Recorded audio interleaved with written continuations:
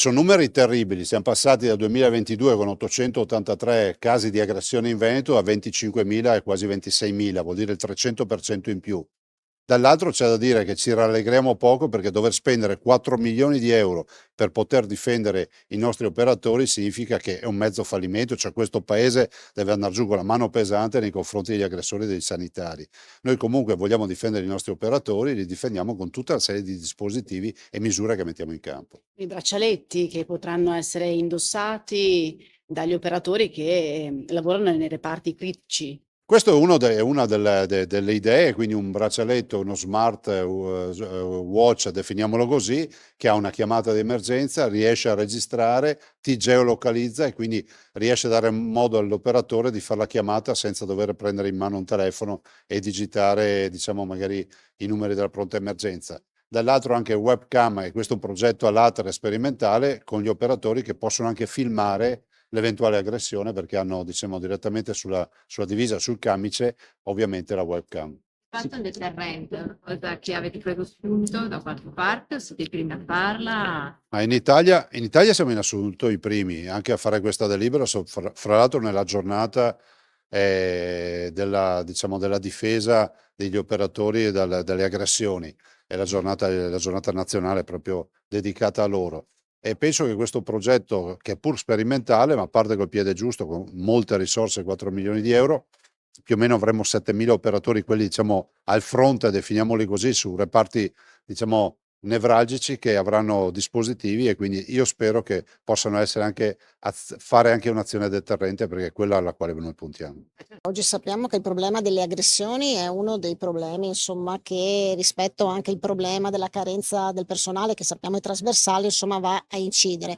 Quindi è chiaro che se noi oggi riusciamo a mettere in campo tutte le azioni possibili per tutelare al massimo i nostri professionisti, questo va in questa direzione. Oggi con le linee guida del 2022, la prima delibera, la formazione, vi ricordo che dal 2022 in poi abbiamo formato più di 5.000 operatori sanitari all'interno delle aziende sanitarie con dei formatori specifici e poi dei corsi specifici in ogni singola azienda. E poi abbiamo continuato a investire anche in prevenzione. Oggi la tecnologia ci permette anche queste strumentazioni che vanno nell'unica direzione, ossia la protezione e la tutela, ma soprattutto creare un clima organizzativo e lavorativo più tranquillo. Quali sono i luoghi dove utilizzare questi dispositivi, non solo i reparti dentro gli ospedali, penso alle guardie mediche magari un po' più isolate?